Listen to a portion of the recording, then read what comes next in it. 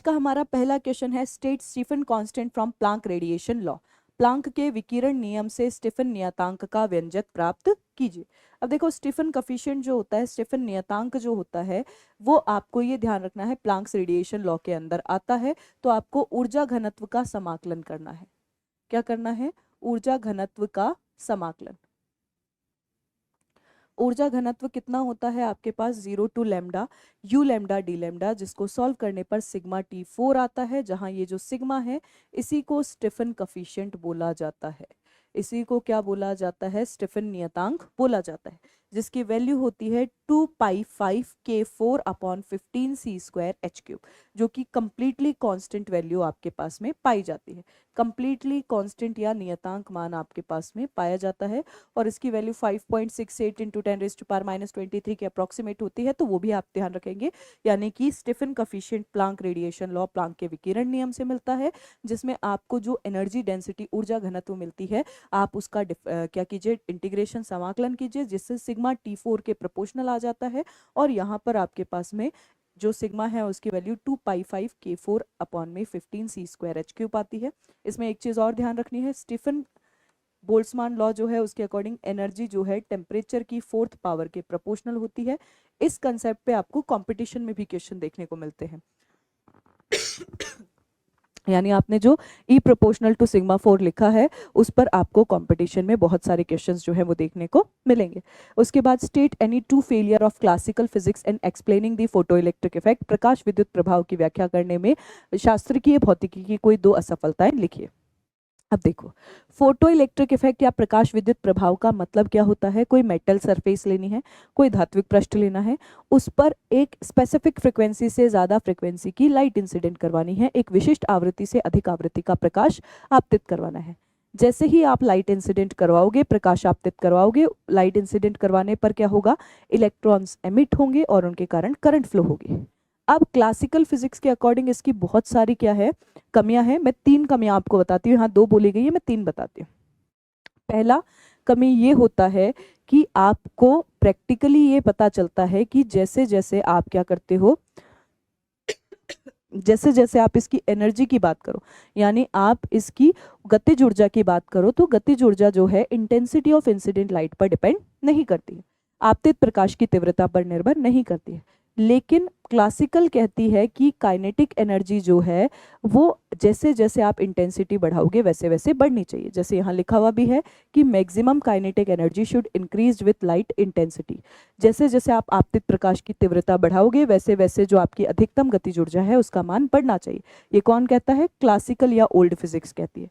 लेकिन प्रैक्टिकली में क्या देखा गया? प्रैक्टिकली ये देखा गया कि जो आपकी मैक्सिमम काइनेटिक एनर्जी होती है वो फ्रिक्वेंसी पर डिपेंड करती है, इंटेंसिटी पर डिपेंड नहीं करती। और आप इसमें एक चीज ध्यान रखेंगे कि जो आपकी मैक्सिमम काइनेटिक एनर्जी होती है फोटो इलेक्ट्रिक इफेक्ट के अंदर, अधिकतम गतिज ऊर्जा होती है प्रकाश विद्युत प्रभाव के अंदर,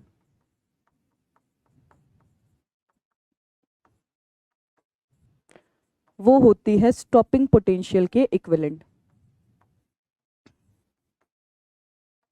निरोधी विभव के तुल्य। निरोधी विभव जहां प्रकाश विद्युत प्रभाव रुक जाए, फोटो इलेक्ट्रिक इफेक्ट रुक जाए, यानी कि आपका maximum kinetic energy ½ mv² maximum EV0 के बराबर होगा, जहां V0 आपका स्टॉपिंग पोटेंशियल या निरोधी विभव है। और ये इंटेंसिटी ऑफ इंसिडेंट लाइट पर डिपेंड नहीं करेगा, आपतित प्रकाश की तीव्रता पर निर्भर नहीं करेगा, ये डिपेंड करेगा थ्रीशोल्ड फ्रीक्वेंसी, यह दहली आवृत्ति पर निर्भर करता है।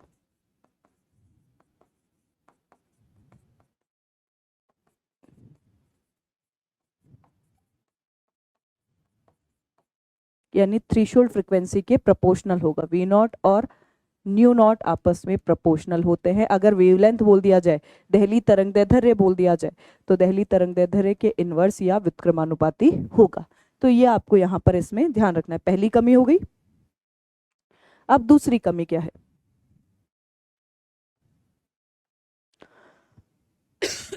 दूसरी कमी आपके पास ये है कि क्लासिकल कहती है कि जब आप किसी भी सरफेस को टेम्परेचर या तापमान दोगे तो उसको एक्साइट होने के लिए, एनर्जी को अब्जॉर्ब करने के लिए कुछ समय चाहिए होगा। यानी वेव थ्योरी कहती है कि एक टाइम डिले होना चाहिए एनर्जी को एक्यूमुलेट करने के लिए, ऊर्जा को क्या करने के लिए, अवशोषित करने के लिए। लेकिन रियलिटी में ये देखा गया कि जैसे ही आपने लाइट इंसिडेंट करवाई वैसे ही जो एमिशन है इलेक्ट्रॉन का हो गया। वो क्यों होता है? क्योंकि आपने लाइट को पार्टिकल नेचर में माना, पार्टिकल या कण प्रकृति आपने मानी, और लाइट को फोटोन की फॉर्म में इंसिडेंट करवाया, प्रकाश को फोटोन के रूप में क्या करवाया, आपतित करवाया। और फोटोन का एक प्रिंसिपल होता है, वो प्रिंसिपल क्या है, 1 फोटोन 1 इलेक्ट्रॉन।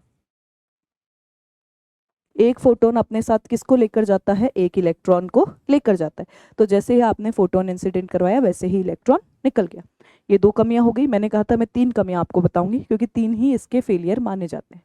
तीसरी कमी ये होती है कि क्लासिकल क्या कहती है, क्लासिकल कहती है कि आप क्या करो, आप किसी भी सरफेस पर एनर्जी बढ़ाओ, ऊर्जा बढ़ाओ।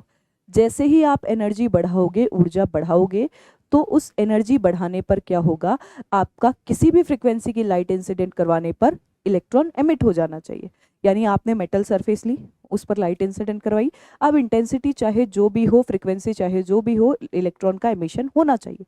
लेकिन फोटो इलेक्ट्रिक इफेक्ट कहता है, प्रकाश विद्युत प्रभाव कहता है कि थ्रीशोल्ड फ्रीक्वेंसी से नीचे, दहली आवृत्ति से नीचे प्रकाश विद्युत प्रभाव या फोटो इलेक्ट्रिक इफेक्ट नहीं होगा। इसीलिए सेकंड आपका जो ये रूल है, इसमें 3 कमियां ये जो है वो मानी जाती है। अच्छा, एक चीज और ध्यान रखेंगे, फोटो इलेक्ट्रिक इफेक्ट, प्रकाश विद्युत प्रभाव पार्टिकल नेचर पर बेस्ड होता है। पार्टिकल नेचर या कण प्रकृति पर आधारित होता है। पार्टिकल नेचर या कण प्रकृति पर आधारित होता है। तीसरा आपका आ जाता है कॉम्पटन इफेक्ट या कॉम्पटन प्रभाव। अगर आप किसी भी आपके पास में सब्सटेंस है, उसके लिए वेवलेंथ को इंक्रीज और डिक्रीज करना चाहते हो, चाहे वो एक्स रेज हो चाहे वो गामा रेज हो, तो आपको स्कैटरिंग करवानी पड़ेगी, इलेक्ट्रॉन के थ्रू प्रकीर्णन करवाना पड़ेगा। और इलेक्ट्रॉन के द्वारा जो ये प्रकीर्णन होता है, इसमें आपको कॉम्पटन इफेक्ट देखने को मिलता है सॉलिड स्ट्रक्चर के लिए एक्स रेज के डिफ्रैक्शन के थ्रू, जिसमें आपके पास वेवलेंथ का जो डिफरेंस आता है वो आता है delta lambda is equals to h upon m naught c 1 minus cos theta.